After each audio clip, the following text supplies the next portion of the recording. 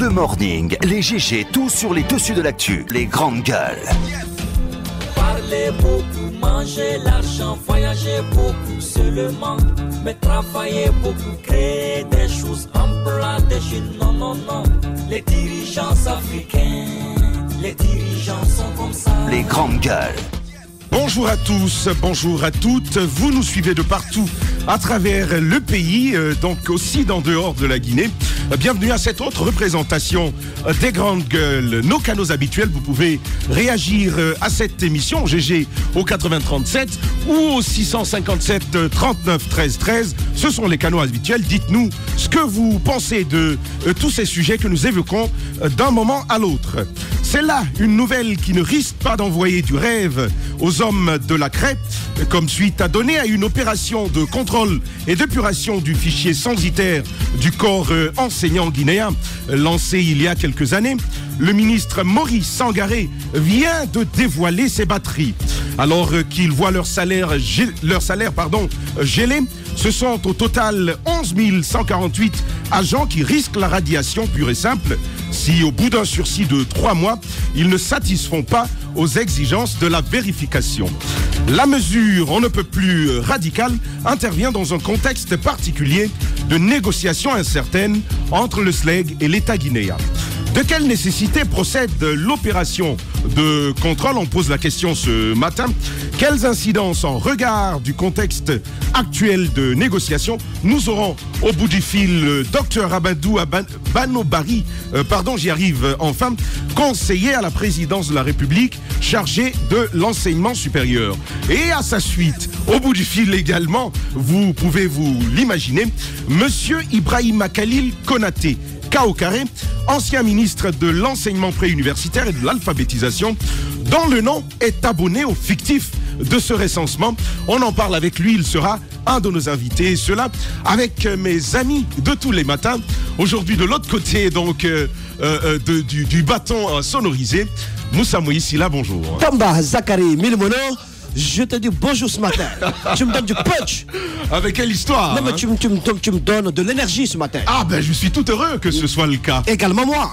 Jacques Léo-Léno, bonjour. Bonjour Tamba et bonjour à tous. Et comment on se porte ce matin? Très bien. Parfait. Roby Sarah. On dit généralement qu'il a de la patate. Ah ouais. Il a du niaque ce matin. C'est du niaque. Voilà, bonjour. Ah ben il faut bien comprendre. Hein. Antoine Kourouma, bonjour. Bonjour Tamba, bonjour à tous. Et l'on commence avec vous, Moussa Moïse Silla, cette vague de convocation qui s'abat sur les journalistes, en plus de Moussa Yeroba qui répond ce matin devant la justice, Aboubacar Diallo également, 4 autres journalistes convoqués de Nostalgie Guinée. Est-ce qu'il faut craindre un musellement, volonté de museler la presse? Ben, il y a rien de grave à être prudent. Vous savez, c'est normal que la corporation soit très unie, que nous soyons soudés. Lorsque l'un d'entre nous est convoqué, c'est bon qu'il y ait derrière tout un mouvement de soutien, autour de lui. Mais il faut aussi réaffirmer un principe. Nous sommes des journalistes. Il y a une loi qui régit donc notre travail, mais également nous sommes des justiciables.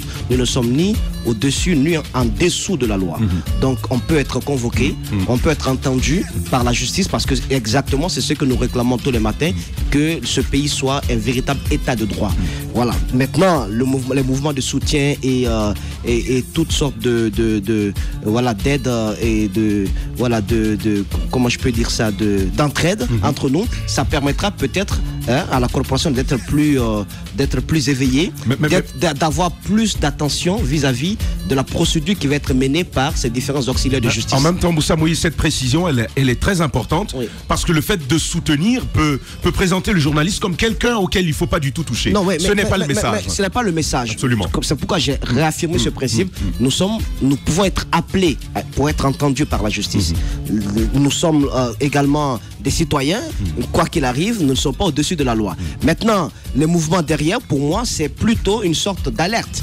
Parce qu'on est tenté souvent en exécutant certaines procédures, on est tenté au niveau des auxiliaires de justice d'en faire un peu trop. D'en faire un peu trop, de violer certains droits. Donc, ces mobilisations autour, ce sont des sortes de sentinelles pour dire, tenez, la corporation a l'œil sur vous, la corporation voudrait que les règles de la procédure soient respectées. Maintenant... Exactement. Ce qui est intéressant, Moussa, vous vous êtes préoccupé notamment à la convocation des 4 journalistes, des 4 confrères de Nostalgie. Par rapport à la Nostalgie, je me suis informé. Il s'agirait, parce que je n'ai pas pu recouper ça de l'autre côté, mais il s'agirait d'une plainte venant d'une citoyenne qui s'est sentie offensée dans l'une des émissions de nos confrères de Nostalgie, donc qui a donc porté plainte. C'est une citoyenne qui se sent offensée, qui se sent donc diffamée, qui porte plainte. Donc les journalistes vont être entendus par rapport à ce cas-là. Donc il ne s'agit pas, selon mes sources du côté de la DPJ, il ne s'agit pas d'une quelconque action venant de l'État ou d'un commis de l'État au perché. Ça, c'est rassurant. Il s'agit d'une affaire de ce genre. Donc les confrères n'ont rien à craindre, ils peuvent y aller. Je ne dis pas que les soutiens doivent cesser, non, mais ils peuvent y aller, ils vont être entendus, et je pense que la DPJ ne peut pas se permettre d'être à l'écart de tout ce qui est respect des droits des journalistes. Ils savent bien faire leur travail, j'espère qu'ils vont respecter les droits de nos confrères. Absolument, s'ils ont fait leur travail, Jacques Léo Aleno, il n'y a pas péril à la demeure finalement. Oui, il n'y a pas péril à la demeure, mais... quand même, c'est le moment aussi de se poser des questions. Parce que nous ne sommes pas dans un régime de répression, en tout cas pour ce qui concerne la presse. C'est pourquoi on a mis en place la haute autorité de la communication qui s'occupe, n'est-ce pas, de la réglementation. Donc j'ai parfois du mal à comprendre que lorsque il y a un problème de ce genre, lorsque un journaliste est, si vous voulez, très bien mal compris, ou disons si tant est qu'il est tenu des propos qui n'ont pas plu à quelqu'un, qu'on ne puisse pas d'abord au préalable passer par cette institution et directement on va vers les juridictions. Ça, je n'arrive pas à le comprendre. Parce que quoi qu'on dise... c'est vrai qu'on a une tutelle en guillemets. On a une tutelle. Donc, la HAC quand même. Bon, et elle existe. Je crois que... attendons d'abord qu'elle soit saisie et qu'elle ne fasse pas correctement son travail. À mon avis, on devrait d'abord commencer par là avant d'aller devant les juridictions. C'est ce que je trouve Je pense que le souci là-dessus, c'est qu'on trouve la HAC trop démocratique. Bon, démocratique, d'accord. Maintenant, le fait que, parce que pour l'instant, à part notre confrère Aboubacar Diallo, pour qui ce serait un commis de l'État, pour les autres, je pense que ce sont des citoyens et c'est normal que lorsque les citoyens se sentent soit vexés ou, disons, offensés par un journaliste qui est lui aussi citoyen, c'est normal qu'il puisse, n'est-ce pas, demander la justice à faire son travail. Donc, c'est normal. Maintenant, pour le reste, les soutiens qui s'organisent, pour notre consoeur Moussa Yero, là, il faut comprendre, ce sont des femmes qui sont dans... Des femmes et des hommes. Des femmes et des hommes, mais surtout des activistes qui l'accompagnent dans son combat contre les violences faites aux femmes. Donc, c'est normal que lorsqu'elle est convoquée pour une dénonciation qu'elle a faite ici à l'antenne, parce que c'est ce qui est dit dans la convocation qui lui a été adressée. Donc c'est bien normal que les gens qui la comprennent dans son combat se mobilisent pour l'accompagner. Encore une fois, cela n'empêche pas la justice de faire correctement son travail, de dire la vérité qui la mérite. Voilà. Il faudrait aussi inviter la HAC à sortir un peu de sa léthargie. C'est vrai, elle peut être saisie, mais également on l'a vu, on l'a très peu vu en train de s'émouvoir par rapport à un cas de violation des droits des journalistes dans ce pays-là. C'est une institution, ma foi, qui à mes yeux, qui ne joue pas réellement son rôle. Et à mon avis, c'est parce que, bien entendu, elle adopte cette attitude d'institution dormante, somnolente, que souvent elle est bypassée. Donc il faudrait mais en même temps, il faudrait qu'elle occupe l'espace que la loi lui confère. Mais celui qui se plaint a le droit de suivre la procédure. Je suis d'accord, mais en même temps, invitons cette institution qui est là aussi pour nous défendre. Parce qu'il ne faut pas l'oublier. La HAC, si elle doit prendre position, elle prend de façon naturelle position pour les confrères pour la corporation. Non, mais en faveur du métier. Non, oui, pour le métier, c'est ce que je dis. Voilà. Les confrères, c'est nous qui faisons le métier. Donc il faudrait qu'elle prenne. Non, je parle des journalistes, je parle de la corporation. Voilà, naturellement, elle doit avoir cette posture-là. Mais ce n'est pas tout à fait le cas. Nous avons énormément parlé de cette institution ici. Elle n'occupe pas l'espace que la loi lui confère. Je pense que c'est pourquoi elle est souvent mise de côté. Roby, c'est votre avis? Martine Condé serait-elle trop dormante? Tant pis pour le journaliste qui va s'adosser à la HAC en pensant qu'elle va, elle va le soutenir. Écoutez, il y a plusieurs cas. Il y a cette collègue qui a été tabassée du côté de la Banque centrale. Il y a beaucoup de journalistes qui se font molester. Il y a le cas Labé, il y a le cas Mamou. Oui, mais il y a aussi beaucoup de cas. On a entendu Martine Condé quand même sortir. Absolument. Sortir, faire des déclarations. Même recadrer le président de la République, ça a existé. Mais écoutez, vous prenez quoi? Vous prenez une goutte d'eau dans l'océan. Moi, je vais vous dire un truc. Ne vous y attendez pas du tout à un soutien de la HAC. Moi, je pense qu'aujourd'hui, il faut plutôt faire attention. C'est un conseil plutôt qu'il faut donner à nos confrères. Aujourd'hui, je pense que nous sommes à un tournant où nous sommes dans la visée, non seulement d'un certain nombre de... On est guettés. Voilà, on est guettés. Nous sommes dans la visée d'un certain nombre de personnes qui sont au perché et qui parfois peuvent conduire des citoyens à porter plainte pour des questions qui normalement ne devraient pas l'être. Moi, j'ai longtemps qu'on pratique ce métier-là, mais la vague de convocation des journalistes depuis un certain nombre de temps, depuis surtout le début de cette année, depuis que... Cette histoire du port autonome de Conakry, ensuite de la Cour constitutionnelle. Exactement. Donc depuis un certain temps, je pense qu'il faut faire attention. Il faut plutôt dire aux collègues d'avoir un sens éthique du travail, de faire très attention, de ne pas tomber dans les pièges, parce que les pièges sont tendus partout, de ne pas tomber dans les pièges. Bon, après, chacun est libre de porter plainte.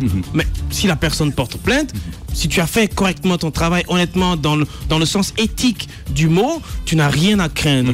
Mais les mouvements de soutien sont créés parce que tout simplement, notre justice n'est pas juste. Parce que s'il y avait une confiance en la justice, moi, quelqu'un porterait plainte contre moi pour faire de diffamation ou etc., j'irais tout simplement répondre en me disant que je peux faire confiance en la justice. Absolument. J'ai pas besoin de drainer, exactement. J'ai pas besoin de drainer du monde derrière moi. Mais après, connaissant ce pays, sachant que n'importe qui, tu as failli en faire les frais. Ah oui, c'est notre très porte-parleur ministre du transport. Mais fais attention, Roby. Écoutez, fais attention. Ça risque de se retourner contre toi. Si ça se retourne contre moi, eh ben je répondrai. Encore une fois, je suis en train de le dire. Je répondrai. Mais il faut être dans ce pays pour que certaines terminologies puissent choquer. Pourtant, ça rentre dans l'ordre de la vérité. Absolument. Vous savez, on ne peut pas appeler une cuillère fourchette. La cuillère s'appelle cuillère. Alors lorsque vous appelez cuillère, on dit ah ben non, vous avez insulté, etc. Je ne comprends pas. Donc à un moment donné, il faut qu'on se ressaisisse dans ce pays. C'est vrai que les journalistes doivent faire attention. Absolument, Roby, là-dessus, on est bien d'accord. Antoine Kourouma, Roby parlait de guêpiers. On nous guette, on nous tend des pièges. Mais je crois savoir que Moustapha Mamie Diaby, lui, risque de n'attraper que du vent. Contre Aboubacar Diallo. C'est important de revenir au cas par cas. Pour le cas de Aboubacar Diallo, il faut rappeler qu'il... Alors lui, c'est le champion de la haine contre certains journalistes. Mais là-dessus, c'est gouré. Lui, c'est le champion. Là, il s'est gouré. Aboubacar Diallo répond au nom, en tant qu'administrateur général du site Mosaïque Guinée, qui aurait publié un article diffamatoire contre le ministre Mamie Diaby, mais dans l'article qu'on a lu, nulle part il n'a été mentionné le nom de Mamie Diaby, parce qu'ils ont dit qu'il y a le compte d'un ministre de la République qui a été directeur d'une régie financière, qui se sent mort veut se mouche, qui a été directeur d'une régie financière, sur le compte de qui on aurait constaté des mouvements d'argent, notamment de 9 millions de dollars américains au Sénégal. À cette époque-là, je ne crois pas que le nom de Mamie Diaby ait été évoqué. Et sur le site, d'autres sites... Je l'ai lu, Antoine. Justement. Le nom de Mamie n'y a pas figuré. Voilà. Le fait qu'on dise qu'il a été, à un moment donné, directeur d'une régie financière importante, beaucoup se sont dit, ça peut être Mamie Diaby, alors qu'à part lui, beaucoup d'autres ministres ont occupé ces postes. Tibou Camara l'a été aussi. Et donc, d'autres sites ont dit le nom de Mamie Diaby, que ces sites ont été convoqués par la justice. Mais ce qu'il faut dire, c'est que pour le cas d'Aboubacar Diallo, Aboubacar, lorsqu'il a écrit cet article-là, on a failli faire une médiation parce que le ministre a appelé Abakar afin que celui-ci retire l'article.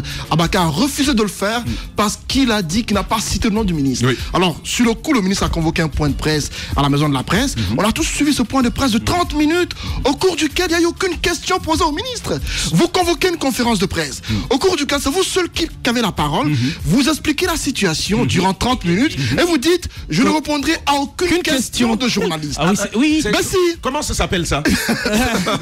Il a fait du monologue. Il a monologué tout seul sans pour autant qu'on ne lui pose des questions. Et à la fin, il a dit adressez toutes les questions à mon avocat. Bah oui. Lorsqu'un ministre ne veut pas parler sur un sujet qui est judiciarisé, il ne fait pas de conférence de presse ni de point de presse. Mais lorsque vous le faites, c'est que vous êtes prêt à communiquer. Mais lorsque vous ne répondez pas aux questions, ça serait que vous cachez des choses. Le ministre Mamie Diaby dans cette histoire n'est pas blanc.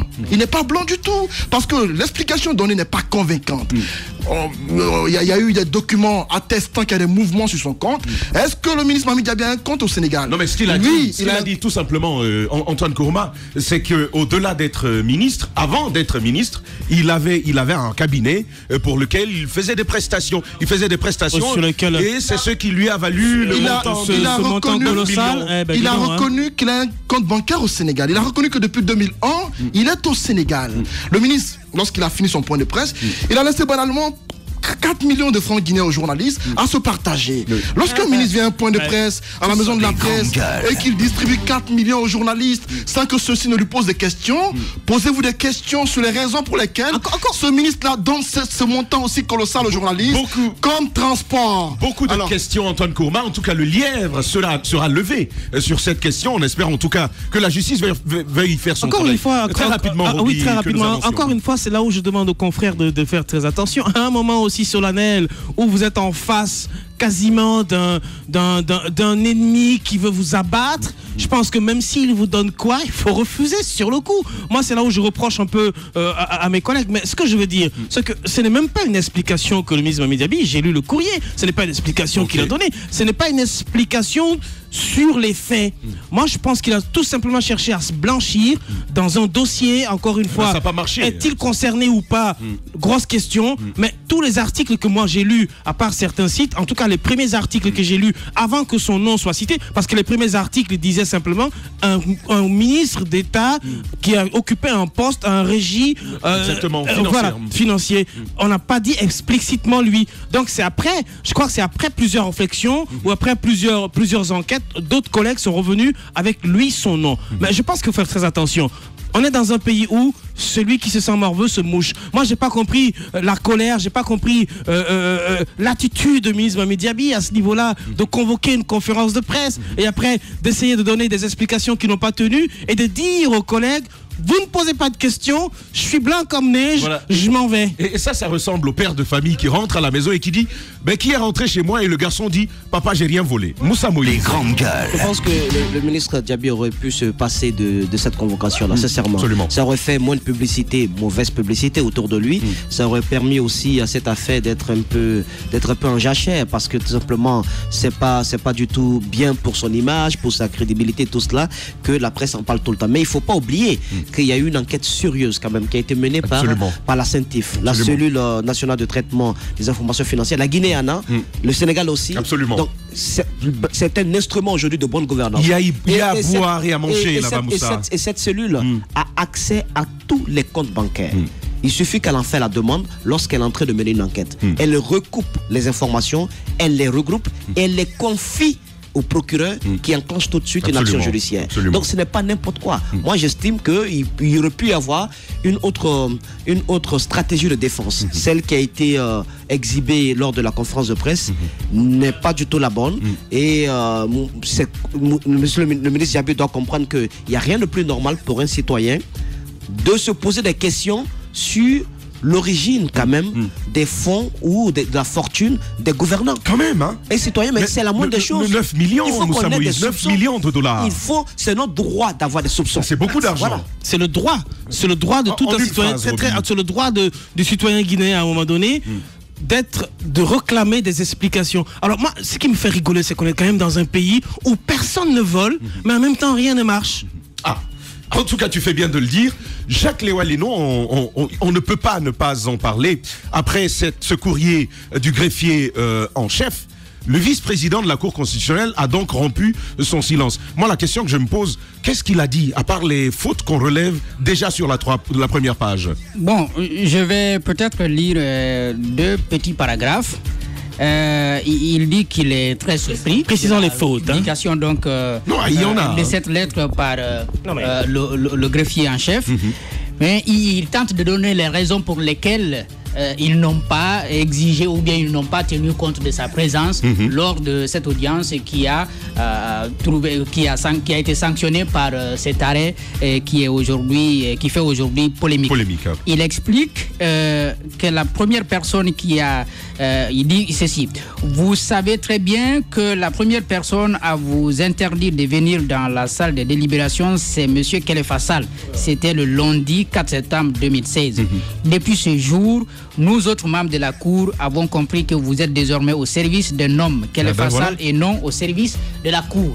Donc, clairement, il nous fait comprendre que désormais, c'est un lieutenant de Khalifa Sall qui est, n'est-ce pas, le greffier en chef.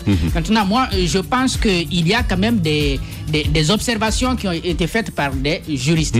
S'il y a un manquement de ce genre qui est constaté, bien naturellement, si c'est vrai que le greffier en chef n'agit plus au nom de l'institution, mais pour le compte de Khalifa Sall, je crois qu'il y a une possibilité, d'après ce que les juristes nous ont dit depuis cette semaine, c'est de saisir, n'est-ce pas, les instances compétentes qui peuvent, n'est-ce pas, statuer en la matière. Est-ce qu'il y a une possibilité de se passer de ce greffier en chef parce que vous estimez qu'il a des accointances avec le président qui est considéré pour l'instant comme un adversaire au sein de l'institution, qu'il faut le mettre de côté pour faire quelque chose d'illégal?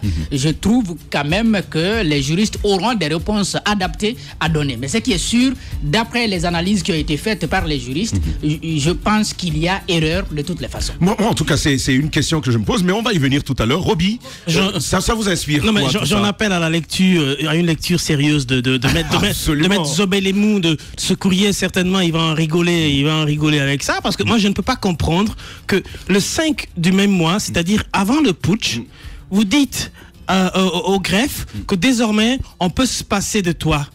D'accord? Et donc nous on va mener notre action, mais il faut savoir que toi, au bout du fil, tu ne nous intéresseras plus, on sait comment y aller au bout. Alors vous arrivez, vous faites le putsch, vous arrivez à un moment donné où vous êtes coincé contre le mur. Vous avez vu que votre adversaire n'est pas facile à abattre. Au moment où vous allez lever le mouchoir blanc et faire bras en l'air, vous adressez un courrier au même type à qui vous avez dit hier que vous ne nous intéressez plus, pour vous dire non, il faut officialiser notre putsch parce que c'est toi seul qui peux le faire. Ah ben voilà. Alors, c'est déjà une dichotomie. Voilà un peu l'image. Alors le mec il vous dit non mais moi j'ai pas participé. Je ne peux pas donner mon quintus à votre histoire parce que j'ai pas participé. Alors, il vous bloque net. La procédure s'enclenche. Alors, tout le monde en parle. On commence à voir en vous des gens pas sérieux. On commence à dénoter de votre caractère et de vos informations que vous-même, un certain nombre de vos collègues ont menti sur un certain nombre d'informations leur concernant. L'affaire tourne au vinaigre. Et vous revenez dans un autre courrier. Vous dites, ben non, nous, on t'avait dit l'autre fois qu'on pouvait plus, on n'avait plus besoin de vous. Et donc, tu ne peux pas entériner. C'est tellement honteux ce qui se passe. C'est un spectacle désolant ce qui se passe à la Cour constitutionnelle. Un méli-mélo. Ils sont permanemment dans leur propre contradiction. Je pense qu'ils sont pris de panique. Comment sortir par une porte onéreuse? C'est celle-là qu'ils cherchent. C'est pour ça que moi je ne soutiens pas la démarche dans ça. Je pense qu'il n'y a pas besoin de médiation dans ce dossier-là. Ce sont des gens qui ont fauté et qui ont fauté lourdement, qui ont mis quand même 12 millions de citoyens en danger et tout un pays en danger. Absolument. Donc je pense qu'ils doivent répondre devant les juridictions et j'en appelle ici les juristes, les constitutionnalistes à la lecture de ce courrier de ce vice-président et d'en faire comparaison à celui du greffe et de nous dire réellement quel est le courrier qui est plus intelligent. À mon avis, je ne suis pas juriste, je ne suis pas constitutionnaliste, mais à la lecture simple des deux courriers, d'ailleurs, celui du vice-président, si on le passait à la correction, on relèverait bien un certain nombre de fautes et d'erreurs dessus. Surtout, il faut éviter que nos enfants de 6e année, 7e année lisent. Parce que en première phrase, une seule phrase, et la toute première, vous y voyez des fautes. J'accuse réception de votre courrier visé sous objet par lequel vous m'informez. Informer vient à l'infinitif. Monsieur le vice-président, il fallait mettre Z à la fin. Il dit vous m'informez de votre impossibilité. En français, on n'informe pas de son impossibilité, de son incapacité incapacité. De son d'accord. incapacité, Ou d'accord. d'une inaptitude, ok. Ça, mais c'est- encore une fois, ça reste C'est une autre, assez critique. C'est hein. une autre question. C'est pour vous dire combien de fois panique à bord à la maison. On expédie les courriers parce que le temps court. Il faut pas se faire rattraper par nos actes. Je pense qu'aujourd'hui, il est important que la justice se mêle. Hier, on a écouté Camara qui nous disait faut que Maître Cheikh Sakoche bouge quand même dans ce dossier. Ou le procureur est prompt à convoquer les journalistes qui pour diffamation, etc. Ou tel citoyen qui aurait porté atteinte à l'honneur ou à la morale ou je ne sais de qui du dieu roi. Mais dans ces dossiers-ci, moi je l'ai jamais entendu. C'est là où je vous dis que voilà pourquoi le citoyen lambda a peur de notre justice. Absolument. Parce que la justice dans ce pays, elle n'est pas du tout juste. Antoine Kourouma, Roby, la justice dans notre pays n'est pas du tout juste, mais aujourd'hui je me demande comment est-ce qu'on peut en sortir, parce qu'apparemment il n'y a pas de solution au niveau de la Cour constitutionnelle, il n'y a pas de volonté. Qui pourra arrêter cette saignée à laquelle nous participons? Moi, je pense qu'il y a plutôt de l'enfantillage à la Cour constitutionnelle. Ça y ressemble. Ce à quoi on assiste, c'est pas honorable pour ces personnes Absolument. qualifiées de sages. Et à mon avis, au stade où on est arrivé, c'est important, comme l'ont annoncé d'autres personnes, de prendre une mesure radicale. Parce qu'on ne peut pas continuer à assister à des lettres et à des contre-lettres, à des pics et à des contre-pics. On ne peut pas continuer comme cela. À un moment donné, c'est important qu'on arrive à une situation de non-retour, qu'on balaye tout le monde. Parce qu'aujourd'hui, Maître Bangoura, qui est vice-président de la Cour et président par intérim en l'absence de Kelefa Sall, devrait être désigné président normalement si il était élu à la place de Kelefa Sall. Parce que s'il y avait eu élection aujourd'hui, il se peut qu'il soit la personne désignée pour être président de la Cour. Et donc, s'il répond à un courrier du greffier en chef, ne soyez pas surpris. Mais parlons du contenu même de la lettre, parce que vous parlez de la forme en citant quelques fautes qu'il a commises, mais parlons du contenu de la lettre. Quand il dit que le greffier en chef est à la solde de Kelefa Sall, mais c'est maintenant qu'il s'en est rendu compte. C'est maintenant qu'il s'en est rendu compte. Voilà. Mais il aurait dû le dire absolument. Et où sont les preuves? lors de la prise de ce arrêt-là. Ils auraient dû s'en rendre compte en le précisant directement. Mais ils ont dit qu'ils étaient 8 à prendre la décision. Antoine, la bonne question, ce n'est pas d'être à la solde. La bonne question aujourd'hui, c'est de se dire, est-ce que pour autant, même s'il l'était à la botte, c'est une raison suffisante de mettre quelqu'un à la touche comme de cette manière? Dans tous les cas, il y a des non-dits dans cette histoire. Il y a beaucoup de non-dits, et même concernant Kelefa Sall. Alors, il y a beaucoup de choses dans cette histoire concernant la Cour qui font qu'aujourd'hui, au stade où on est arrivé, c'est important que cette Cour-là, qu'on la change complètement. Parce que même le silence des magistrats n'est pas fortuit. Oui, mais absolument. Le problème est que très rapidement, même si on reproche un certain nombre de choses à M. Kelefa Sall, parce qu'il faut se dire aussi, il peut pas être tout blanc, il peut pas être tout blanc à la Cour constitutionnelle, mais même si on lui reproche quelque chose, la manière de procéder a complètement couvert tout ce qu'on peut lui reprocher. C'est ça. Écoutez...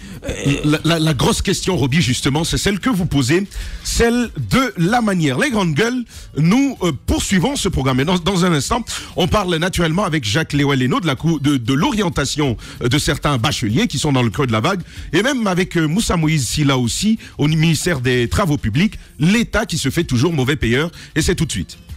Radio Espace, les grandes gueules. Leur spécialité, c'est la démesure totale. Tant qu'ils ne changeront pas, nous ne changerons pas non plus. Les grandes gueules, à suivre tous les jours sur la radio d'opinion. Radio Espace.